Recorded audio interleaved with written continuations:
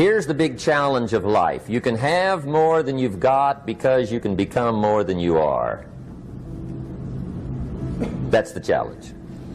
And of course the other side of the coin reads, unless you change how you are, you'll always have what you got. I have found in my experience that income does not far exceed personal development. Now sometimes income takes a lucky jump, but sure enough, unless you grow out where it is, it'll usually come back where you are. Life has strange ways. If somebody hands you $1 million, best you become a millionaire quickly, so you get to keep the money. Otherwise, sure enough, it'll disappear. Somebody once said, if you took all the money in the world, divided it up equally among everybody, it would soon all be back in the same pockets. Incredible. Success is something you attract, not something you pursue. Success is looking for a good place to stay. So instead of going after it, you work on yourself. Personal development. See, the major question to ask on the job is not what are you getting? The major question to ask on the job is what are you becoming? See, the big question is not what am I getting paid here? The big question is what am I becoming here? Because true happiness is not contained in what you get. Happiness is contained in what you become. So that's our major subject for tonight, personal development. Of all the assignments Mr. Schoaf gave me at age 25, this was probably the most difficult. In fact, I'm still working on this one. I think it's an unending challenge to see what you can become. The next subject is called basic laws. And it's good to study the basics. And I call these basics primarily because they come from the Bible. Now, I'm not a theologian or a minister, and that'll be apparent. But Mr. Schoaf taught me that the Bible was a good textbook for ideas and stories and success equations, how to live the better life. I found out that was true. He also taught me that the Bible is as practical as it is spiritual, and I found out that's true. If you look at your bank account and your income and you're not happy, there are several places in the Bible to check to see what the heck's wrong so you can make the changes. And we're going to cover some of those tonight, called basics. Okay. The next subject is my favorite, setting goals. Mr. Schoaf taught me how to set goals. What a favor that was. One morning at breakfast, shortly after I met him, he said, Jim, let me see your current list of goals and let's go over them and talk about them. He said, maybe that's the best way I can help you get a better direction started. And I said, I don't have a list. He said, well, is it out in the car or home somewhere? I said, no, sir. I don't have a list anywhere. He said, well, young man, that's where we got to start. He said, I can tell you right now, if you don't have a list of your goals with you, he said, I can guess your bank balance within a few $100s. Which he did. And that got my attention. I said, you mean my bank balance would change if I had a list of goals? He said, drastically. That day I became a willing student how to set goals. And sure enough, learning how to set goals changed my life. And I often wondered why no one had ever taught me how to set goals up until age 25. I went to high school, but if they offered it, I missed it. I went to college for a year, never heard it. I worked for Sears. Really. And to my knowledge, Sears never taught it. Right? How to set goals. So here I am, age 25, married, my family's starting, I've been to college, I'm working, and I still don't know how to set goals. But fortunately, when I was 25, I met the man who taught me how, and it revolutionized my whole life. Economically, socially, personally, it's incredible. So I want to share with you tonight what Mr. Schoaf shared with me, how to set goals. It can be a life changer. Okay. The next subject is the negative part of the seminar. Life is part negative, so we got to talk about the negative. And this subject is called diseases of attitude. Diseases of attitude. There's a lot of things that can wreck your chances to do well. We live in a rather dangerous world, so you got to be not only wise, you got to be careful. Now, attitude diseases are just as bad as physical diseases, right? High blood pressure, heart trouble. I mean, a lot of things will ace your chances to do well. So you've got to be careful. And attitude diseases are deadly. I mean, they'll destroy all the good things you start. Okay? So we'll go through those attitude diseases, how to spot them, how to look for them, what they are, and the cure. And I'm a pro on these because I've had them all, so I can give you excellent advice on these. Now, the last subject we're going to consider tonight is called the day that turns your life around. The day that turns your life around. And under this subject, we're going to talk about the emotions that can change your life. Human beings are emotional creatures, and emotions are powerful for life change. Now, of course, emotions are so powerful they can go either way on you. Emotions can either build or destroy. So you really have to employ emotions properly. We call civilization the intelligent management of human emotions. If you can intelligently apply your emotions in the right direction, no telling what can happen. Could turn your life around one day would be sufficient. So we'll talk about those. Okay. Now that's a lot to cover in one evening, but we'll keep at it here and see if we can't get it all done. I'd like to have you now jot down the theme of the seminar. Every seminar should have a theme, I guess. We've got one. It's on some of our literature if you happen to notice it, but if you didn't, for your notes, here it is. The theme of the seminar goes like this: the major key to your better future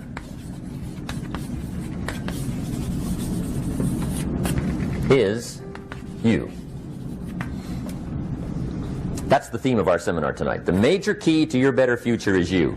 And I'd like to have you underline two words just to give it some added punch. Underline the word major and the word you, so that it reads, the major key to your better future is you. Now, my first suggestion is transfer this to a card or something where you can put it up, where you can see it every day. Preferably put it up where you can see it at the beginning of the day, before you go off to put the day together. This is a good phrase just to glance at, to keep in mind as you're putting the day together. It's called the silent seminar. If you'll just let this talk to you during the day, I found it to be tremendously helpful. The major key to your better future is you. For a big share of my life now, I didn't have this one quite figured out, among a lot of things I didn't have quite figured out. Many things used to puzzle me back in those early days. I used to wonder why two people could work for the same company, one make twice as much money. Now, see, that used to puzzle me. And maybe they were the same age, graduated from the same school, live in the same community, work for the same company, with the same products and the same services. They've got the same traffic, the same problems, and one makes $1,000 a month, the other one makes $2,000 a month. Now that was my puzzling question. Why would this long list be the same and the money twice as much? I asked, what's the difference between $1,000 a month and $2,000 a month? And I don't mean $1,000 a month, right? I could figure that out. But what makes the difference? Why would one person do twice as well, 3 times as well? Speaking economically, now I know there's more than one way to do well. I understand that. But in this little narrow area called compensation, what's the difference? Well, back then, with my faulty thinking, I'm trying to reason it out. I thought, well, maybe time makes some of the difference, right? Some people do better because they have more time. I used to say, Harold ought to be able to do well. He's got a lot of time. If I had all of Harold's time, I could do well. Now, that's got to be dumb, right? Number one, you can't get somebody else's time. A guy says to me one time, he says, you know, if I had some extra time, I could make some extra money. I said, then forget it. There isn't any extra time. Hey, when the clock strikes 12 midnight, that about wraps it up, right? I mean, you can look around the gongs there for a little more, but it's over. You say to the guy, what are you doing? He says, I'm looking for extra time. See, they'll come and take you away, right? There isn't any more time. Now, if you can't get more time, which you can't, what could you get more of that would make a difference in economic results? And here's the key word. Make it a part of your notes. We're going to consider it tonight. The word is value. And I have a little phrase for your notes. Value makes the difference in results. Value makes the difference. You can't get more time, but you can create more value. Now here's the first lesson of economics. Everybody should learn it from the time they're old enough to understand what a dollar means, how to earn one, how to get one, how to keep one, what to do with it. First lesson of economics. We primarily get paid for value. That's lesson one. Bringing value to the marketplace, that's how you get paid. You don't get paid for the time. I know it takes time to bring value to the marketplace, but you get paid for the value, not the time. Now, since that's true, here's one of the key questions of the evening. Is it possible to become twice as valuable at the marketplace and make twice as much money in the same time? Could you become 3 times as valuable?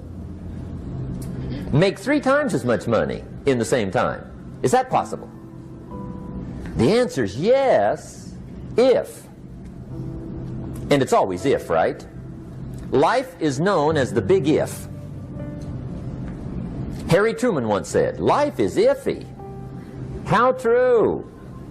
And here's the big if we're going to consider it tonight. It's possible to do much better at the marketplace if you go to work primarily on yourself. And that's the theme of our seminar tonight. Learning to work primarily on yourself. People have asked me for the last 24 years, how do you develop an above average income? And the answer is, become an above average person. Develop an above average handshake. Some people want to be successful, they don't even work on their handshake. As easy as that would be to start on. They let it slide, they don't understand. Develop an above average smile. Develop an above average excitement. Develop an above average interest in other people. Develop an above average intensity to win. See, that'll change everything. Probably one of the most frustrating experiences in life is looking for an above average job with above average pay without becoming an above average person. It's called frustration.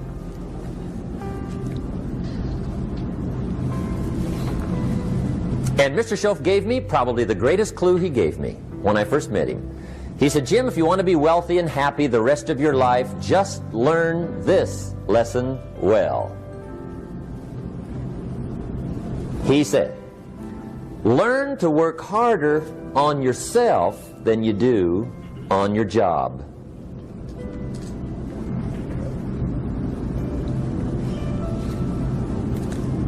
Then Mr. Schoaf gave me probably one of the most important clues among so many things he taught me, but this was in those early days. Mr. Schoaf was very kind, but he was also very abrupt. And he had these interesting questions to ask. I'm giving him a little rundown one day on how things hadn't worked out for me. He said, Mr. Rohn, I've got the answer for you if you will listen carefully. And listen carefully I did that day and for the next 5 years. If somebody's wealthy and happy, you gotta listen. He said, Jim, I've only known you a short time. But he said, it's already my honest opinion that for things to change for you, you got to change. That wasn't quite the answer I was looking for. But that's the answer he gave me, and I pass it along to you on this warm summer evening in Anaheim, California, 1981. For things to change for you, you've got to change. Otherwise, it isn't going to change. Before I met Mr. Schoaf, I used to say, I sure hope things will change. Right? That seemed to be my only hope. If it isn't going to change, I'm in serious trouble. And then I discovered it isn't going to change, so I'm in serious trouble.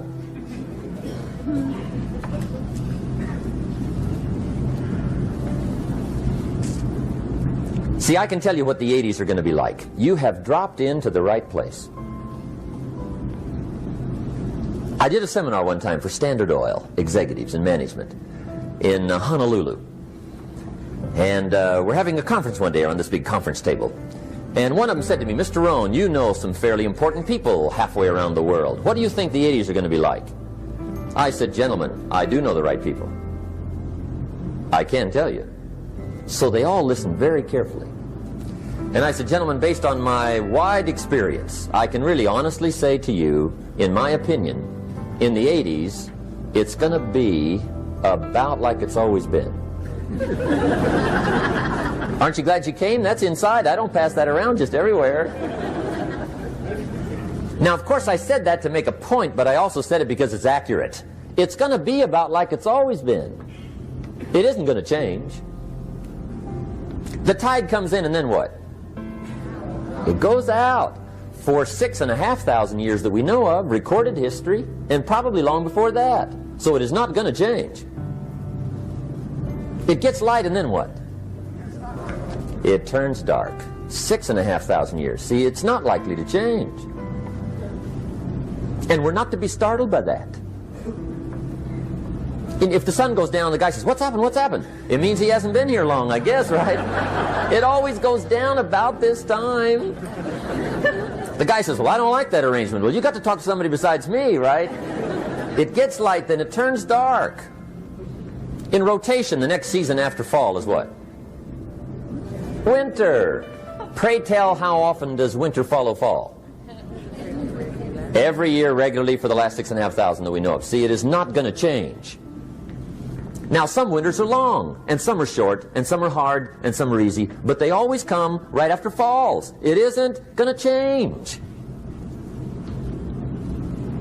Sometimes you can figure it out, sometimes there's no way to figure it out. Sometimes it goes well, sometimes it gets in a knot. Sometimes it sails along, sometimes it gets in reverse. See, that's not going to change. The last 6,000 years reads like this: opportunity mixed with difficulty. That's how it reads. It isn't going to change. The man says, well, if it isn't going to change, how will my life ever change? Answer, when you change. And whether I'm talking to high school kids or business executives, my message is always the same. And it goes like this: the only way it gets better for you is when you get better.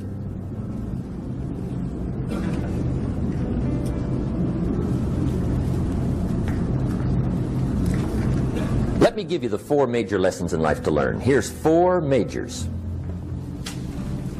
It's good to study the majors. In our weekend seminar we teach. Some people don't do well because they major in minor things.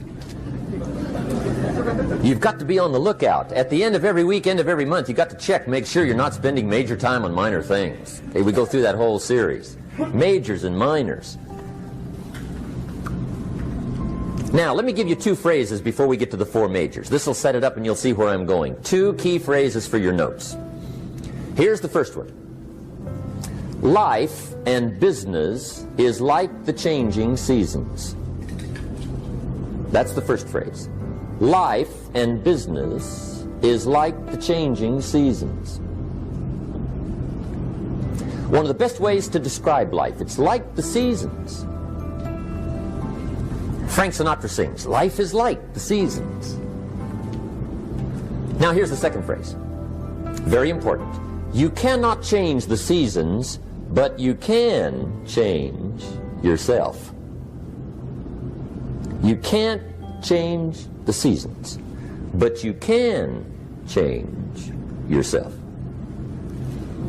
And see, that's how life gets better for you, not by chance, but by change.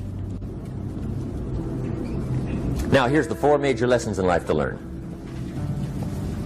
I've got my first book finished. Came out a couple of weeks ago. This is in it. The 4 major lessons in life to learn. Here they are. Number 1, learn how to handle the winters.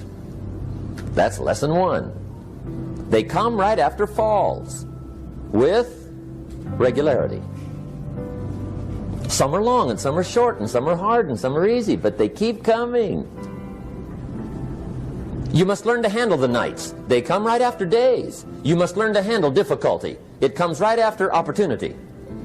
You must learn to handle recessions. They always follow progressions for the last 6,000. See, it isn't going to change. The lesson you must learn is how to handle it. And there's all kinds of winters, right? The winter when you can't figure it out. The winter when it all goes smash. The winter when it turns belly up. The winter when it won't work, when you've run out of money and you've got a broken heart. See, those are winter times.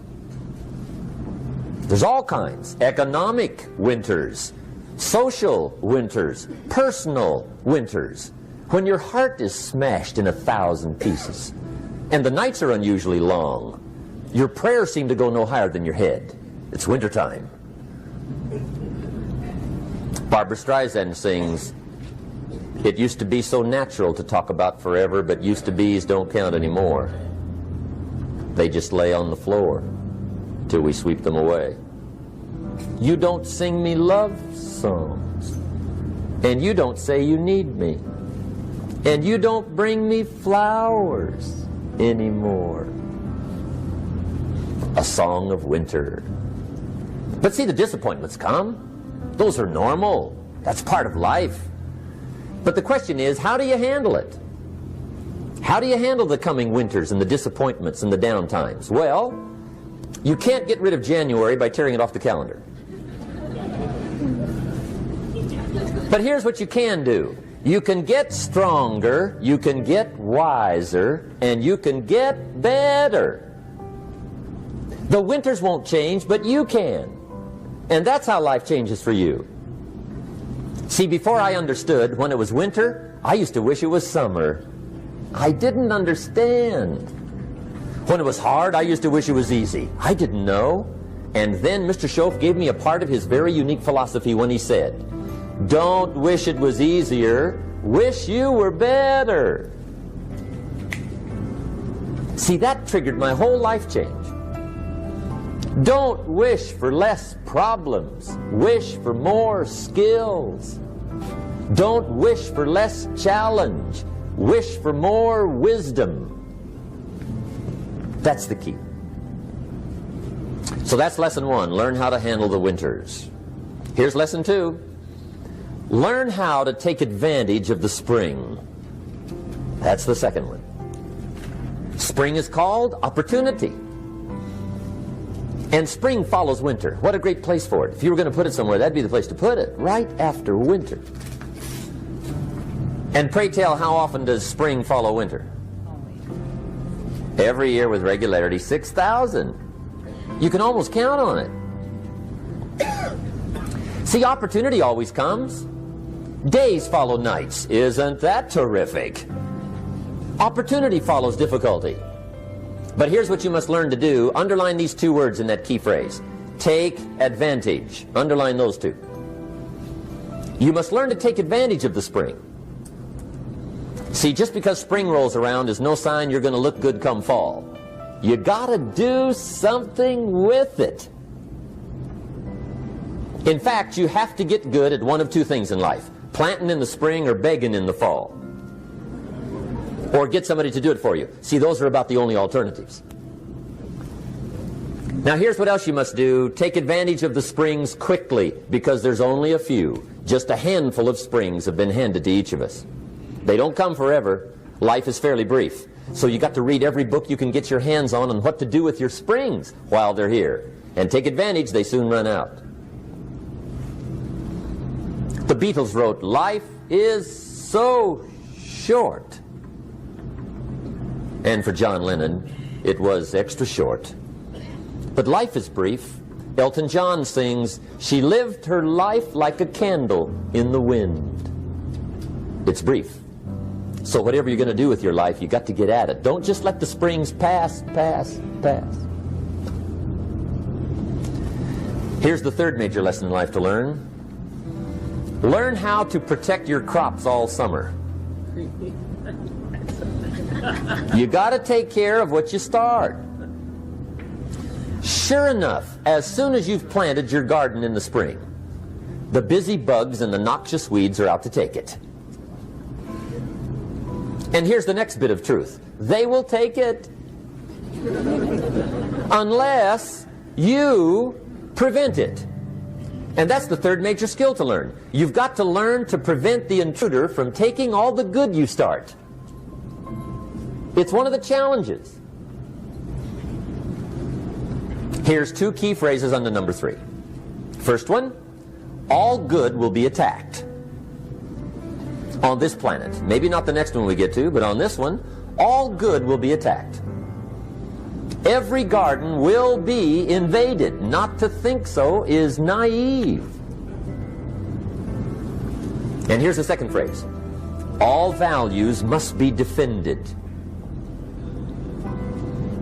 Political values, social values, community values, family values, marriage values, friendship values, business values.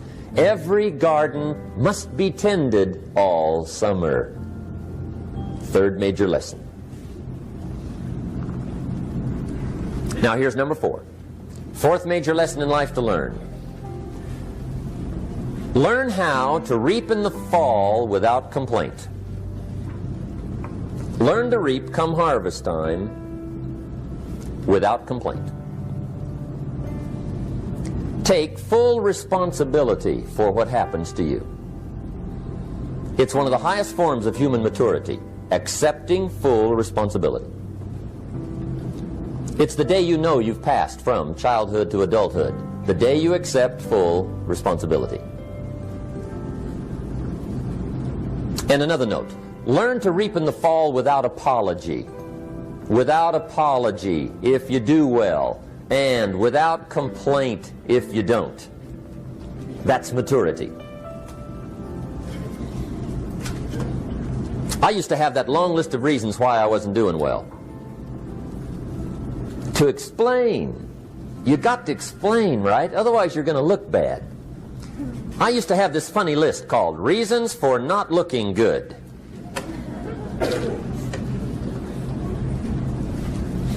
I used to blame the government.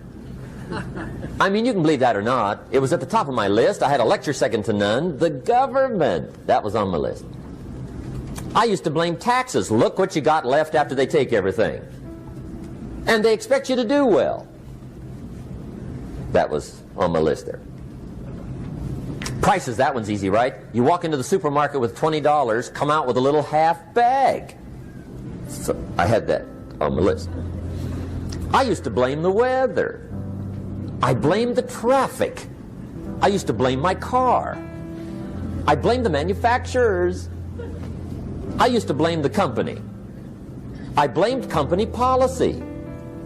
I used to blame the training program. I blame my negative relatives. They were always putting me down. I blame my cynical neighbors. They're just selfish, looking out for themselves. Won't loan you money? They were on my list.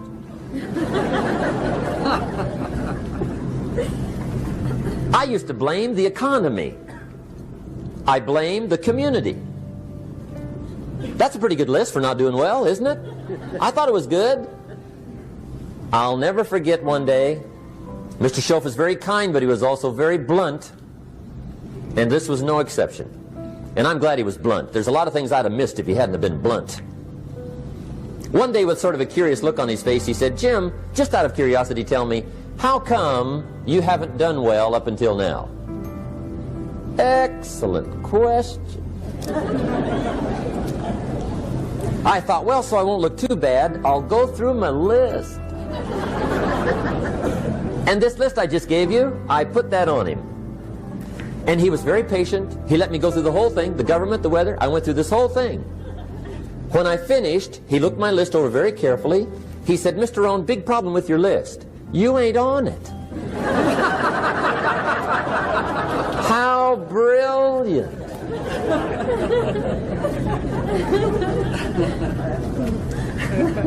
When I went to work for him a few months later, I learned very quickly to tear up my list, reasons for not doing well, and I threw it away. And I got me a fresh piece of paper. And I put one word on it. Me. There's a Black Heritage spiritual that says it's not my mother nor my father, nor my brother nor my sister, but it's me, oh Lord, standing in the need of prayer. See, I used to blame everything outside. And then let me give you a little philosophy that helped turn my life around. For your notes, here it is. It's not what happens that determines the quality or the quantity of your life. It's not what happens. And the reason is because what happens happens to about everybody. No different. The sun went down on all of us last night. A common event, a happening. And I found out that the same things can happen to two different people. One gets rich and one stays poor. Why is that? It's because it's not what happens, but rather it's what you do that changes everything. So that's a key phrase. It's not what happens, it's what you do. What happens is about the same. You might put that in parentheses here. Same. What people do, that's what's different. Anything can happen, right? Everything can happen. I've heard all the stories. I've been one of the stories. Hey, we could all tell stories all night long, right? Happenings. Anything can happen. Have you heard of Murphy's Laws? Anybody here heard of Murphy's Laws? Okay, most of you have. Murph had these laws. One of them was, if anything can go wrong, it will. That's one of Murphy's Laws. He was not one of the great positive speakers of the day. But anyway, it's still true though, right? Anything can go wrong, everything can go wrong. For sure. I've fallen out of the sky so many times. Once to the tune of a couple of million. Devastating. Took me a while to survive that one. Now, it wasn't all that much, but it was all I had. Right? I mean, that's when it's much, right? When it's all you got. If you got 3, 2 go, you got 1 left, you ain't looking that bad. But when it all goes, has anybody been there when it all went? Anybody? Come on, the rest of you liars. Go ahead. Hey, we've all been there, right? When it all went. Of course, it used to be a long time ago, right? When you ran out of money, got to 0, you were all through. Heck, now you can whistle right on by 0, right? I mean, they will bury you. That's what they will do.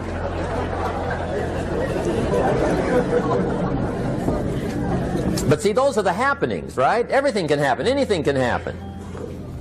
But it's not the happenings. It's what you do about it. Somebody says, yeah, but you don't understand the disappointments I've had. Come on. Everybody's had their share. Disappointments are not special gifts reserved for the poor. Everybody has them. The difference is what you do about them. It's not the weather. I used to blame the weather, and I discovered it rains on the rich.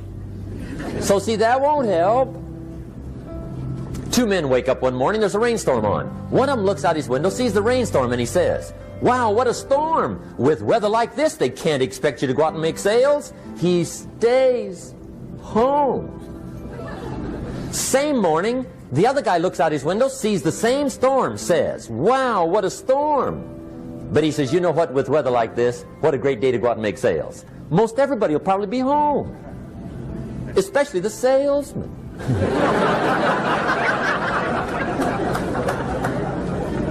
See, that's the difference in how your life works out. It's not what happens, it's what you do. So here's one of the key questions of the evening. Starting tomorrow, what are you going to do that'll make a change in your life's direction?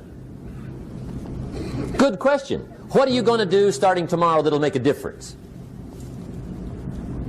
Now see, if you don't do something starting tomorrow that'll make a difference, guess what? It's gonna be the same. And see, that way you can guess what the next 5 years are going to be like. Look at the last 5. Because the next 5 are going to be like the last 5 unless you, major key, tomorrow, change it all. Or change a little, or change something, or don't change. It's choice time. You can do whatever you want. But it's nice to know any day you wish you can change your whole life. What can you do starting tomorrow that'll make a difference? Good question. What can you do with economic chaos, massive disappointment? What can you do with a broken heart? What can you do when it won't work? Good question. So if I had a word with you tonight, one-on-one, just you and me. I think my personal advice to you would be, this year, 1981, reach down inside of you and come up with some more of those remarkable human gifts. They're there, waiting to be utilized. And then change anything for you you want to change. And I challenge you to do that because you can change. If you don't like how it is for you, change it. If it doesn't suit you, change it. If it doesn't please you, change it. If it isn't enough, change it. And I challenge you to do that because you can change. See, you don't ever have to be the same again after tonight, only by choice. If you don't like your present address, change it. You're not a tree.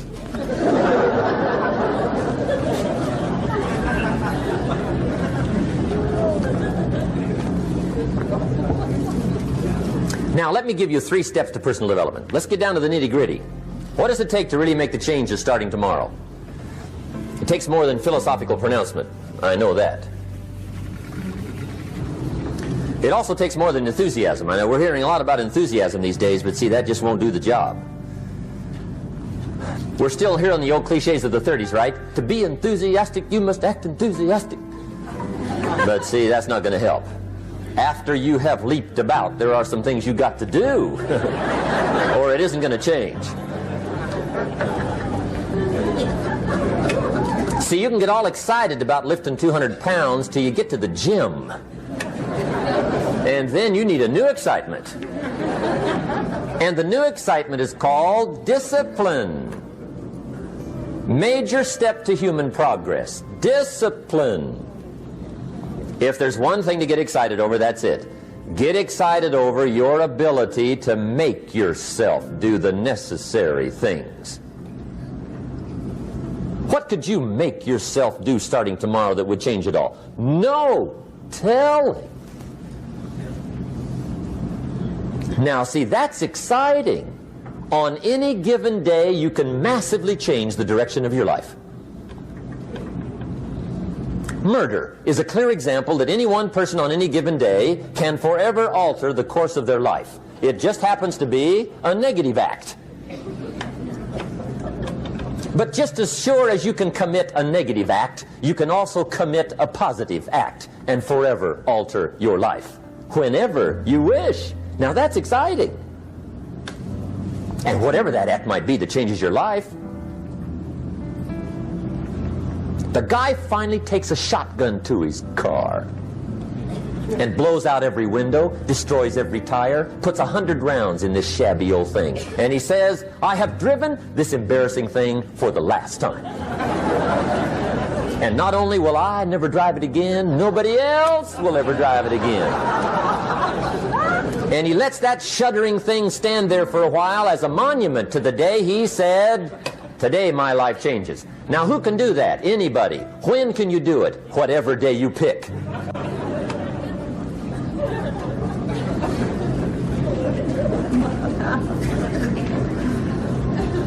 Now here's the key to discipline. Start with the little disciplines, get excited over the little disciplines, and get right on those, because those will lead to the big ones. You can't handle the big challenges in life unless you take on the little ones. Make a list of all the things you can do, get right on those, discipline yourself for those, both for the results and for the muscle and for the practice, so that when life hands you some big challenges, you'll be ready, you'll have the muscle.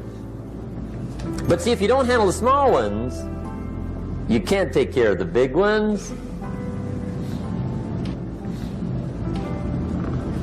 Okay, here's what else it takes for life change. Self-motivation. Key phrase, self-motivation. I don't know why we call it self-motivation. It's really the only kind there is. You've got to motivate yourself. Because I found out you can't change people. They can change themselves, but you can't change them. Lord knows some I've tried.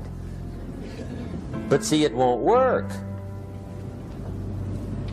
People have to change themselves. I learned some of those lessons early. I built a little sales organization way back in those early days. I'm 25. And I had some nice people. I said, I'm going to make these people successful if it kills me. I almost died, right? I mean, you can't do that.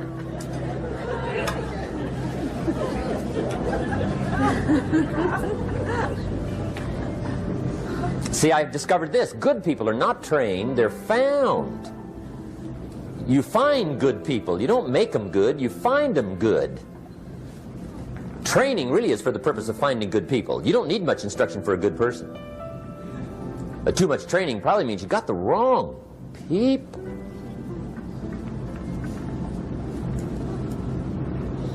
So you got to find the right people. That's the key to getting a good job done. One of the major things we learn in management, lesson 1, don't send your ducks to Eagle School.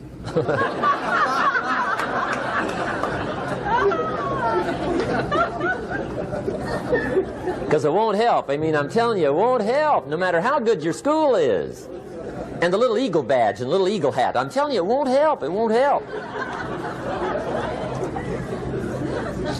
You can tell whether your school's done any good, right, is when it's over, right? The duck goes for his first rabbit and makes him a friend. You say, no, no, no.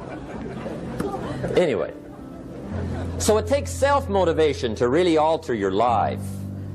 And you don't want to give self-motivation away to somebody else and make it somebody else motivating you. The guy says, boy, if somebody just come by and turn me on. What if they don't show up? Right? See, you got to have a better plan for your life. Okay. Now, if you're excited and you're ready to change, let me give you 3 steps to start life change that can change your life, your personality, your lifestyle, everything can change. Here's the steps. Number 1, find out how things work. The first key to doing better is find out. To change your life, really, you need ideas. There isn't anything an idea can't change. And Schoaf taught me the major problem is lack of an idea, not a problem. At first I didn't have any money. I said to Mr. Schoaf, I don't have any money. He said, that's not a problem. Now see, up until then I always thought it was. Right? I was confused. He said, no, no, the problem is lack of an idea on how to create money and wealth.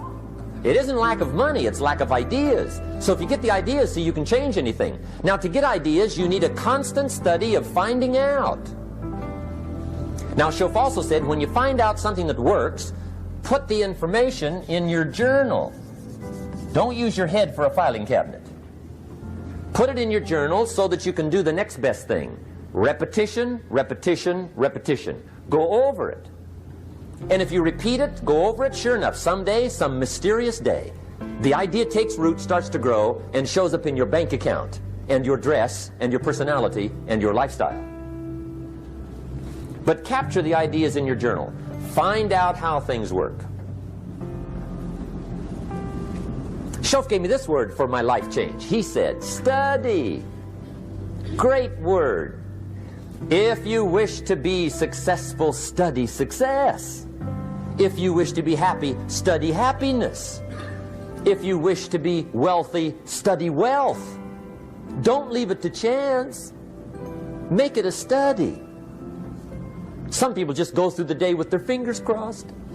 See, that won't do it.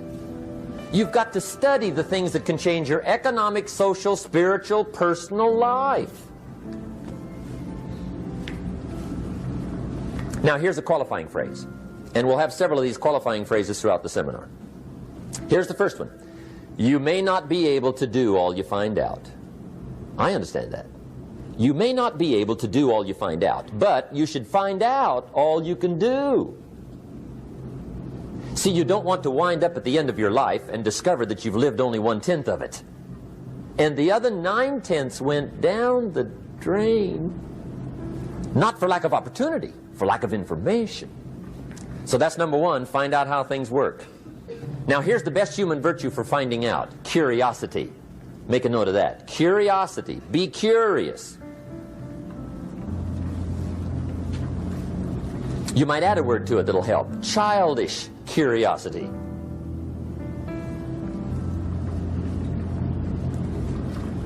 What will kids do if they want to know something bad enough? Bug you. That's the phrase. They can ask 1,000 questions. You think they're through? They got another 1,000. They'll drive you to the brink. It's a virtue. when you got to know. Be like a child. In fact, Jesus, the master teacher, said, unless you can become like little children, you might as well forget it. You don't have a prayer. Excellent advice. You got to be like children. 4 ways, in my opinion, to be like a child. Number 1 is curiosity. Number 2 is excitement. Get excited like a child over your ability to make yourself do anything for change. 3rd is faith. Have faith like a child. Adults are too skeptical. And 4th is trust. Trust is a childish virtue, but the rewards are incredible. So be like a child. Now, if you're curious, let me give you 3 ways to find out how to change anything. Any life direction, any dimension. Here's 3 ways to find out how to change anything. Number 1 is to read. Become a good reader. All of the successful people I know and work with around the world, they're all good readers. Curiosity drives them to read. They got to know. They just read.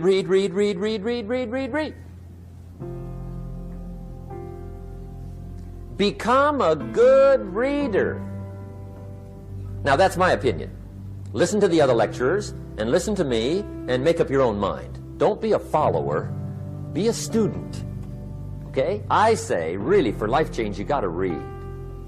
One way to learn is from your own experiences, but another way to learn is from other people's experiences. See, one book might save you 5 years if you read it. Did you know there's books on how to be stronger, more decisive, be a speaker, be a leader, have a better effect on other people, develop your personality? Did you know there's books on that? And people don't read them? How would you explain that? And they can read. Did you know that hundreds of successful people have written their stories in books and they wrote down how they did it and people don't read it? How would you explain that? The guy's busy, I guess. You know, you get tied up. The guy says, well, yeah, you work where I work. By the time you struggle home, it's late. You got to eat a bite of supper, watch a little TV, get to bed. You can't sit up half the night reading. And the guy's behind on his car payment. Good worker, hard worker, sincere. But you got to be better than sincere and work hard. Otherwise, at the end of your life, you'll wind up cold, stony broke.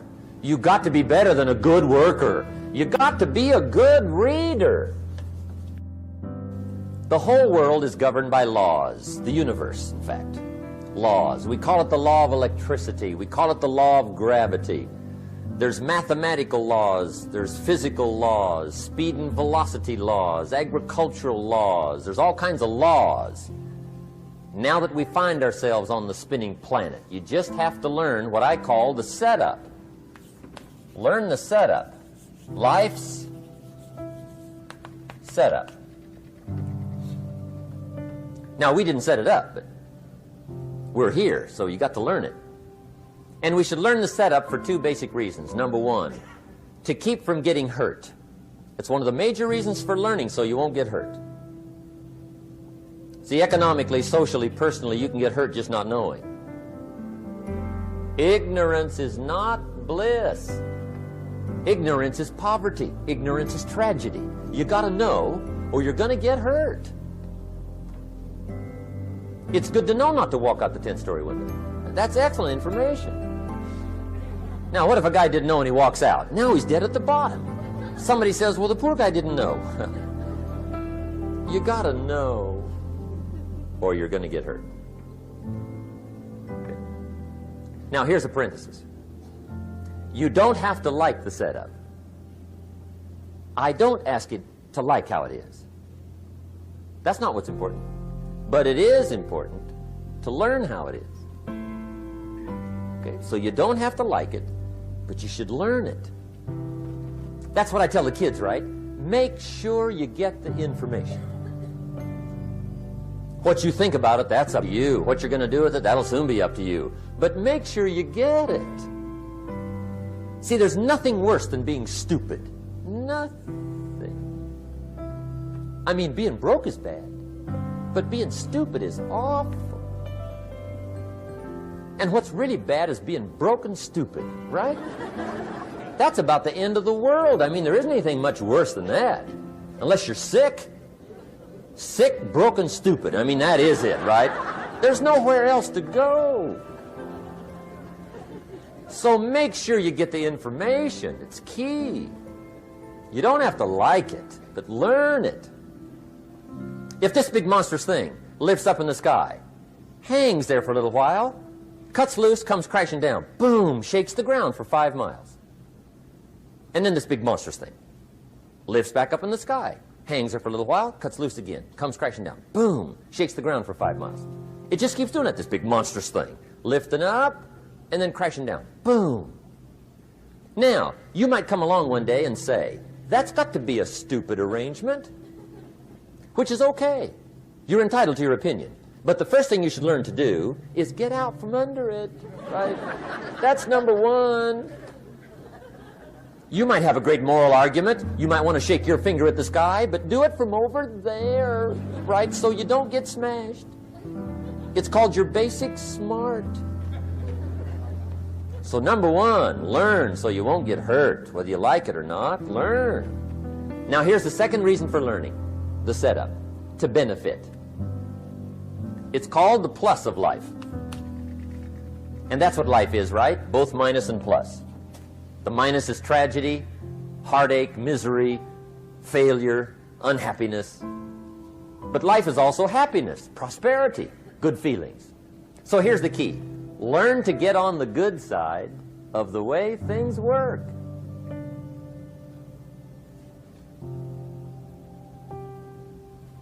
Now here's 2 of the basic laws, and we'll take our break. Shof taught me these. They come from the Bible. Now again, I'm an amateur, okay, when it comes to the Bible. I'm not a pro. So you'll sort of have to take my way of putting it. But here they are. The first one is the law of use. The law of use. And it goes something like this. Whatever you don't use, you lose. Lack of use causes loss.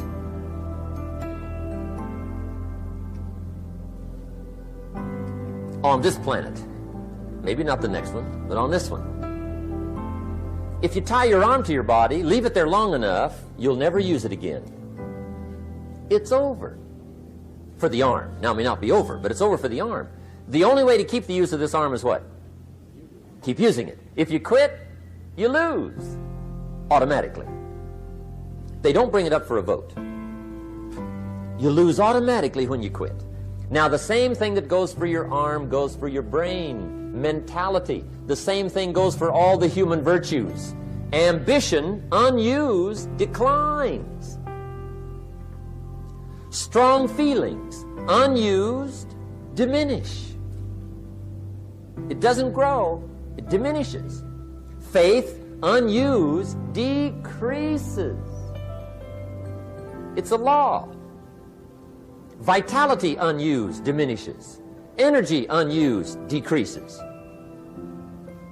The guy says, well, I'm going to save up my energy. You can't do that. That's like trying to save today, put it on the end of the year. See, you can't do that. They'll come take you away. If you don't use today, what? It's lost. The guy says, well, I'll work twice as hard tomorrow to make up for it. See, that's foolish. You could have done that anyway. Today unused is lost. A talent unused is lost. An ability unused is lost. So here's one of the key expressions of the evening. Take a new inventory of yourself. Starting tomorrow, new project. Take a new inventory. And make sure that all of your talent and ability and mentality and ingenuity and vitality and strong feelings, faith, courage, make sure that all you've got's being used. Otherwise, you lose. Now, one of the best illustrations of the law of use is a Bible story called the Parable of the Talents. The talent story. Interesting story if you haven't read it in a while. Just review it. It's a good story. An ancient story. It says there was a master with 3 servants. He got them together one day and he said to the 3, I've got these talents. And in those ancient days, a talent was a measure of gold. And he said to the 3 servants, take these talents and see what you can do with them while I'm gone. He said, I'm taking a journey and I'll be gone for a while. When I come back, we'll get together, go over the book, see how you did. He said, here's 5 of these talents for you. 5. Here's 2 of them for you. 2. And here's 1 for you. 1. The master said, take those talents, see what you can do with them. When I come back, we'll get together, we'll go over it all. The servant said, okay, master takes off. According to the ancient story, the master comes back from his trip. When he gets back, he gets the 3 servants together, and as he said he would, he asks, how did it go with those talents? You were 5. What happened? That servant said, well, I took the 5 talents you gave me, and I put them to work. A little shaky at first, but he said things finally got rolling. And he said, I poured it on. And he said, my talents grew to 7, 8, 9, 10. He said, I doubled my talents from 5 to 10. Books will show. Master said, one heck of a job. Or something like that. He said, I gave you 2 talents. What happened? That servant said about the same thing happened to me.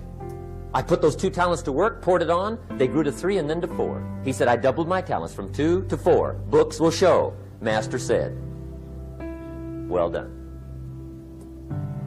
He said, I gave you 1 talent. What happened?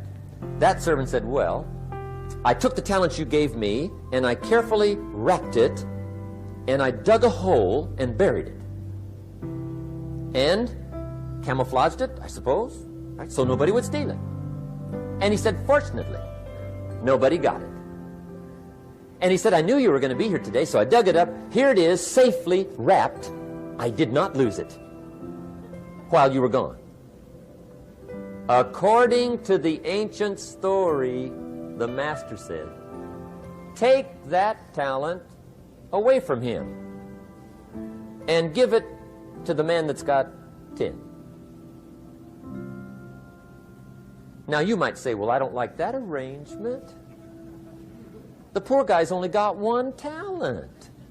He's already got 10. It ought to be more even. Remember, I didn't ask you to like it. But this one I would ask you to learn, because it simply means whatever you do not employ, you forfeit. It's a law. So learn well the law of use. Now here's the second one, and we're going to take our break. Second law from the Bible. This one we've heard since we were small, I'm sure. It's called the law of sowing and reaping. In fact, we've probably heard it so often we could quote it. It says, whatever you sow, what? You shall reap. Fairly blunt, hopefully clear. Here's my first suggestion on the law of sowing and reaping. Don't try to beat it. You might as well try sitting on the sun in the morning. Keep it from coming up. You'll have better luck. Whatever you sow, you reap.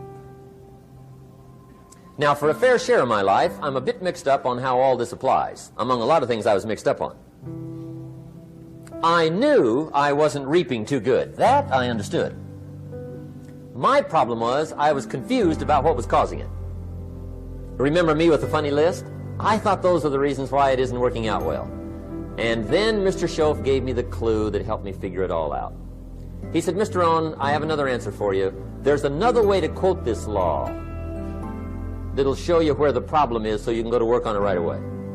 All you need to know is where the problem is, then you can go to work on it. So he quoted me the law another way, and I found out what my problem was. Here's the way you quote the law. Whatever you reap is what you've sown. Now I knew what my problem was. Whatever you reap is what you've sown. If you don't like the crop, who do you look up? Answer, whoever planted it. And where do you find who planted your crop? Answer, in the mirror. What I finally learned to do come fall was to go to the mirror. That's where you go. And if necessary, you say, a few skinny carrots? I got to be unimpressed. Where were you last spring? Asleep.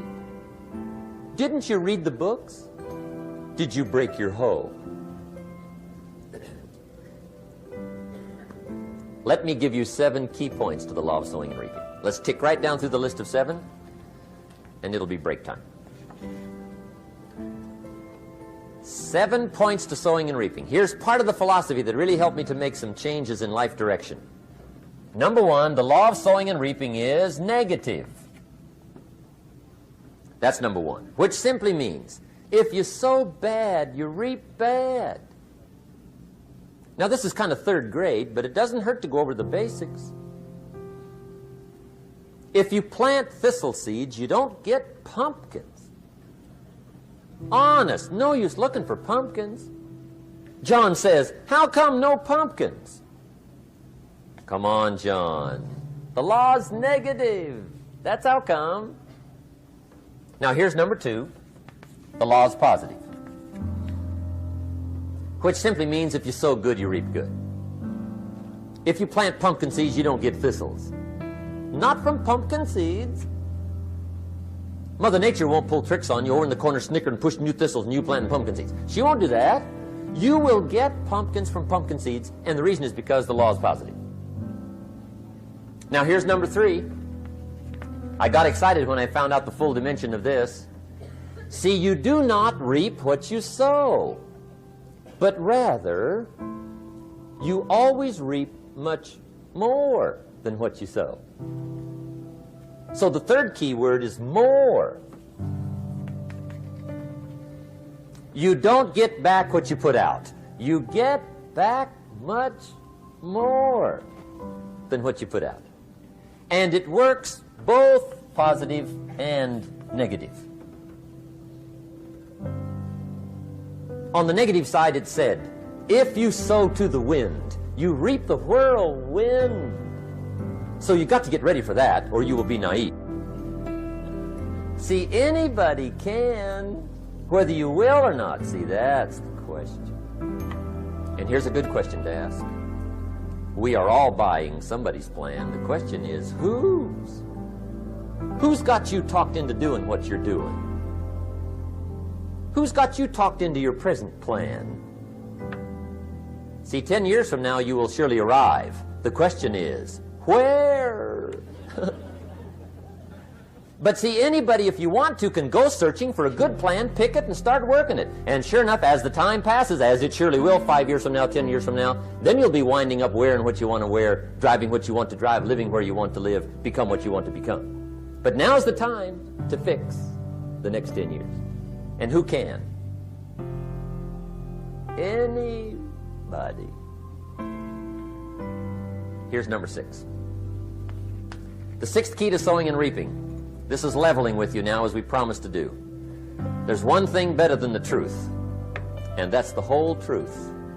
And here's part of the whole truth of the law of sowing and reaping. Number 6 is, you could lose. There are times when you just lose, no matter what you do. It's that kind of planet. You reap what you sow, yes, but...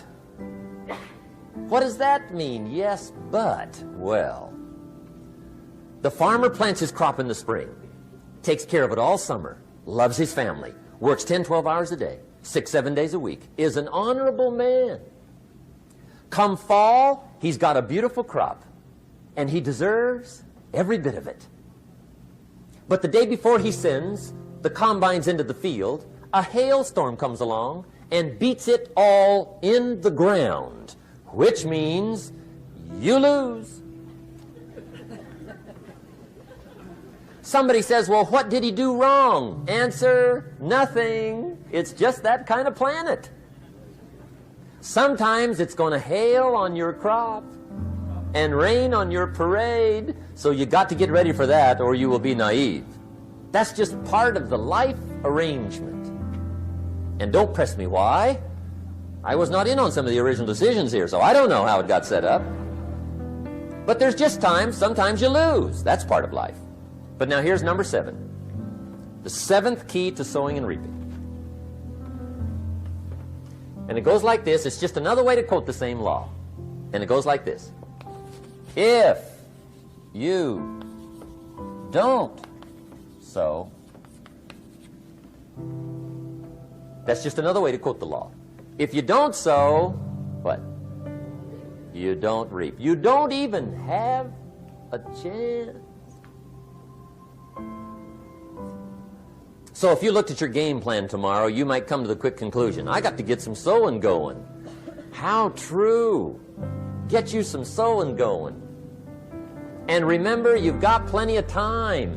You've got all the time there is. Some people spend enough TV time to make a fortune. The latest article on television watching in this country, according to the latest article, the average television is on in this country in every household 7 hours a day, called the Big 7. I asked a guy one time what his TV cost.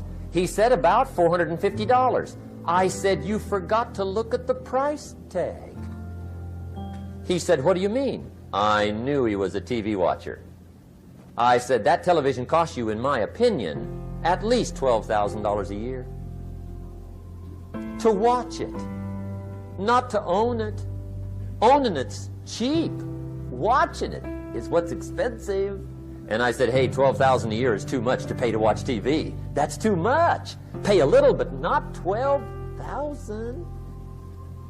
And he's the guy that said, I hope pay TV never comes.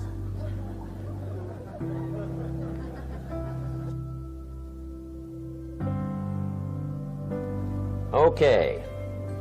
We're trying to cover an awful lot tonight, I realize that. But my time schedule is such that we just have to sort of give it all to you and let you sort the rest out. I wish we had plenty of time for questions and answers and that whole thing, but our time is just limited. But we are trying to go through an awful lot, I realize that. But looks like everybody's getting it. This is about the note-takingest crowd I've seen in a long time. Incredible. Does anybody have 5 pages yet? Anybody? Oh, fantastic. Incredible. Okay. Maybe you heard the story about the preacher down in Texas, southern part of the country. He was an evangelist back in the horse and buggy days. And he was very good at being an evangelist, and a lot of people used to come and hear him preach. And one day he put up his tent in one of these Texas towns and expected a big crowd as usual, come hear him preach. And he got there, first night of the tent revival, walked in. 7:30, time to start. And to his surprise, the tent was empty. He thought, well, something must be drastically wrong. So he waited till 7:45, nobody showed up. 8 o'clock, zip. Finally, 8:15, one lone cowboy wandered up on his horse, tied his horse up outside, came in, sat down on the front bench, right, waiting for something to happen. The preacher thought, well, at least I better go down and talk to the cowboy. So he walks down, talks to the cowboy, and he says, Cowboy, I'm the preacher. And he said, I don't know what to tell you. Something's gone wrong. He said, this tent was supposed to be full of people. He said, I'm embarrassed. He said, you're the only one that showed up. And he said, I really don't know what to do. And the cowboy said, well, I'm not a preacher, so I really can't tell you what to do. You know, he said, I'm just a cowboy. But he said, I know this, if I went out to feed my cattle and only one showed up, I'd at least feed it. The preacher thought, hey, the cowboy is right. If you've got a good idea to share, you should share it, if there's 1 or 1,000. So he got kind of inspired by this conversation, and he jumped up on the platform and started to preach, as if the tent was full of people, just exploded. And he went for an hour and 15 minutes, just kept rolling. Finally, he quit. And when he finished, he came down off the platform and talked to the cowboy again. He says, well, cowboy, what did you think of my sermon? And the cowboy said, well, I'm not a preacher, so I really can't tell. You know, he said, I'm just a cowboy. But he said, I know this. If I went out to feed my cattle and only one showed up, I'd feed it, but I wouldn't dump the whole load on it.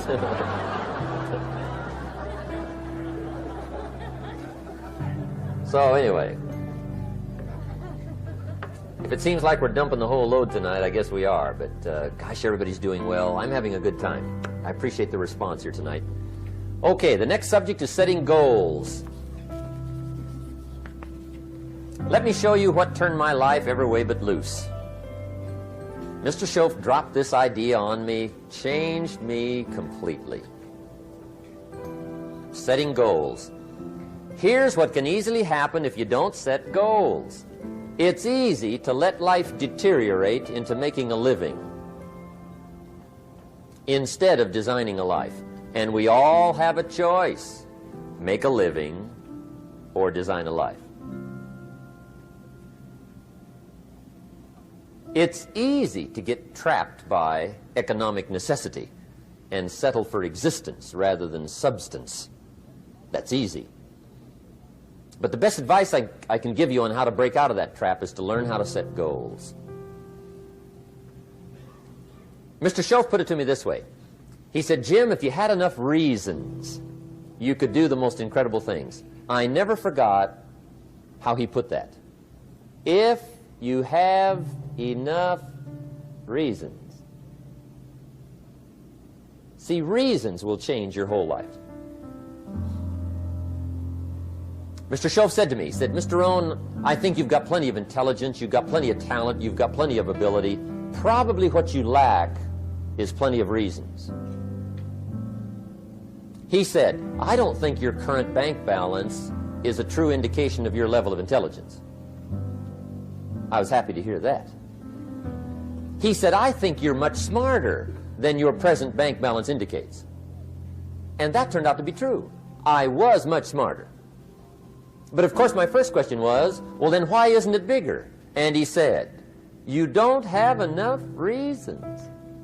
You've got enough intelligence, but not enough reasons. So see, reasons can change your life. Here's what else I found out. Reasons come first, answers come second.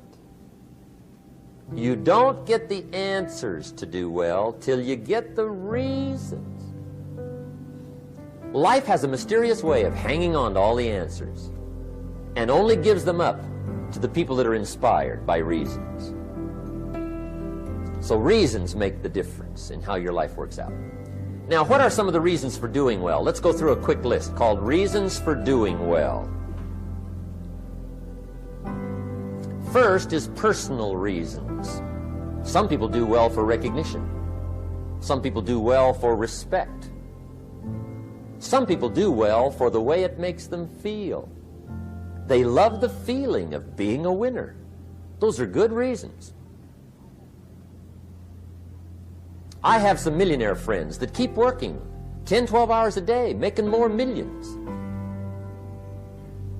And it's not because they need the money. It's because they need the joy and the satisfaction and the pleasure that comes from being a constant winner. And see, it's not just the money anyway. It's the journey, not the money. Once in a while somebody says to me, boy, if I had $1 million, I'd never work another day in my life. That's probably why the good Lord sees to it they don't get their million, right? They'd quit. They'd quit. Okay. Next is family reasons. Some people do extremely well for other people, and that's powerful. Human beings can greatly affect each other. Sometimes we will do things for somebody else we will not do for ourselves. We're made that way. I met a man one time who said, Mr. Rohn, to do all the things I want to do with my family around the world, he said, I got to have at least $250,000 a year. I thought, incredible. Could a guy's family affect him that much? And the answer is, of course. How fortunate are the people that find themselves greatly affected by somebody for personal achievement. And we are affected. The writer of a recent song said, "If not for you, the winter would hold no spring, couldn't hear a robin sing. I just wouldn't have a clue if not for you." So we can be affected. That might be one of the most stimulating reasons to do well, finding somebody. When Andrew Carnegie died, the wee little Scotsman that built the big steel industry, when he died, they opened up his desk, and in one of the desk drawers, they found a slip of paper. On that piece of paper, Mr. Carnegie had written his goal for his life, and he wrote it when he was in his 20s. And on that piece of paper, it said, "I'm going to spend the first half of my life accumulating money. I'm going to spend the last half of my life giving it all away." What a goal. He got so inspired by that goal that the first half of his life, he accumulated $450 million. And the last half of his life, he gave it all away. Good question tonight. What's got you turned on? What's got you bombed out of sight to get up early and stay up late and hit it all day? Next question. What's got you turned off? When I found the answers to those two questions, my life exploded into change. I finally found out what had me turned off, and I got that cured. And then I got me a long enough list of reasons to turn me on. And once the lights went on for me, age 25, they've never gone out. I've fallen out of the sky a few times, but I've never lost that drive to make something unique out of my life. See, reasons altered my whole life. Now, there's another list of reasons called nitty-gritty. Hard little reasons. Sometimes those little reasons are the most powerful reasons that can change your life. Sometimes it doesn't take much. I now carry several $100s in my money clip. It's only a few $100s, but it was one of those reasons turned my life around. Just before I met Mr. Schoaf, I heard a knock at the door. I go to the door, and there's a little girl standing there about this tall selling Girl Scout cookies. And she gave me one of the finest sales presentations I've ever heard. Special deal, several flavors, this whole package of stuff, $2. And with a big smile, she very politely asked me to buy. And I wanted to. Big problem. I'm broke. I don't have $2. And to this day, I can remember the pain and the embarrassment. I'm a father. I'm a husband. I've been to college. I'm working. I'm 25.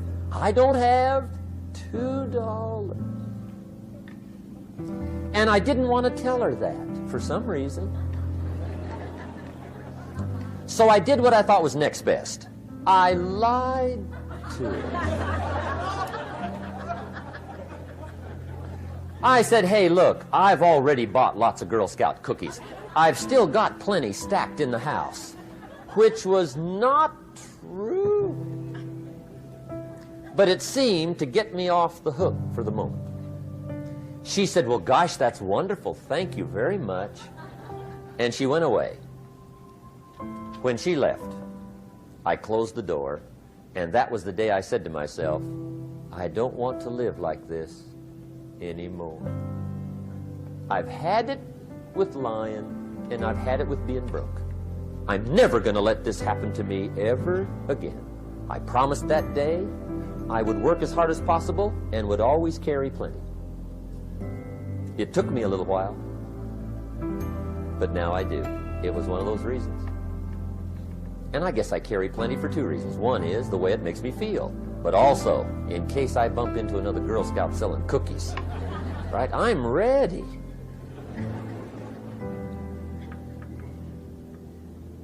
I walked out of the Bank of America one time up in Saratoga, California, where I used to live. Two little girls selling candy right outside the bank. Good place. Some girls' organization they're working for, right? I come walking out of the bank. This first little girl walks up to me. She said, "Mister, would you like to buy some candy?" I said, "I probably would." "What kind is it?"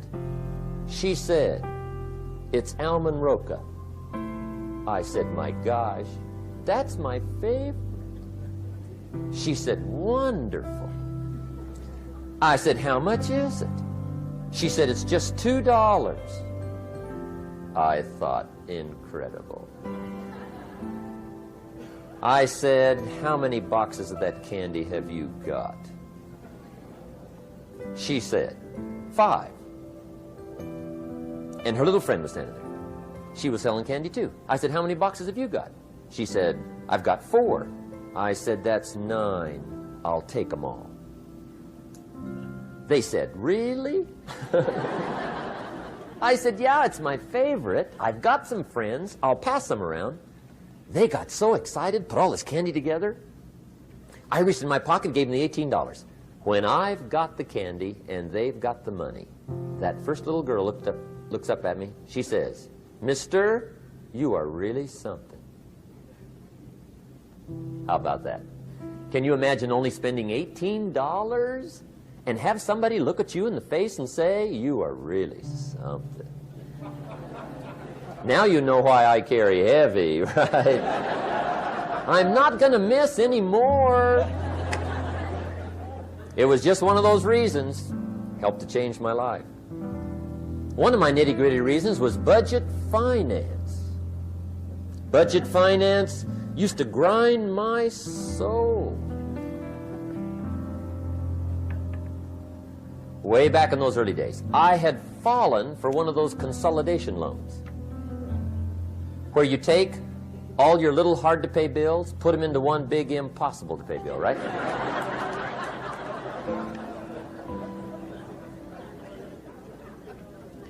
I would get 4 or 5 payments behind. This one guy used to call me day and night.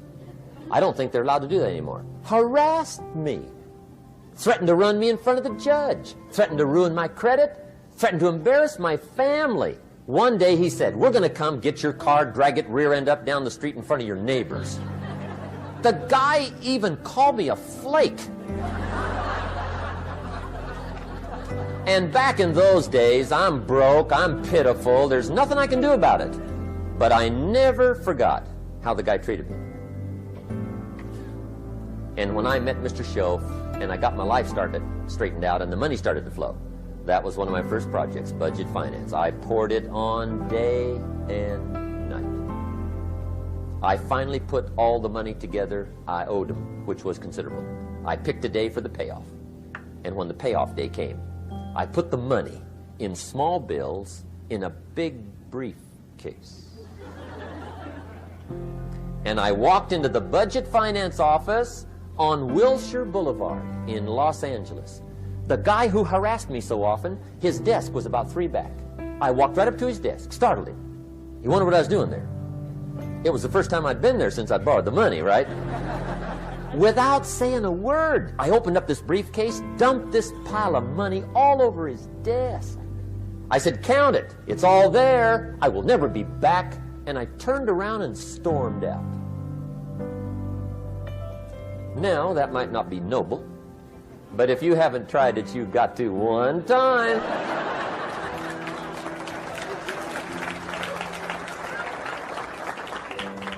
It can be the day that turns your life around. All you need is a reason that turns you on. One of my dear friends, Robert Depew, Bobby used to be a school teacher in Lindsay, olive capital of the world. Bobby taught school several years, got a little weary teaching school. One day decided he wanted to get into sales. So without telling anybody, he just up and quit his job teaching school and jumped into sales. When he did, his brother made fun of him, laughed at him, put him down, said Robert's lost his mind.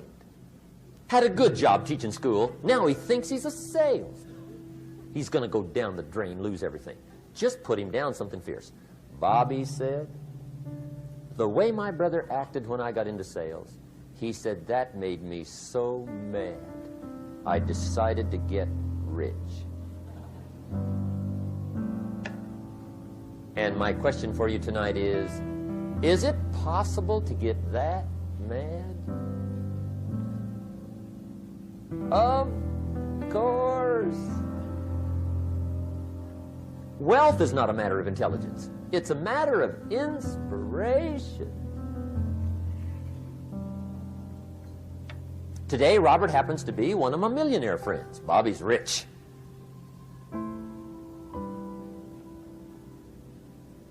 Frank Sinatra said one time, the best revenge is massive success.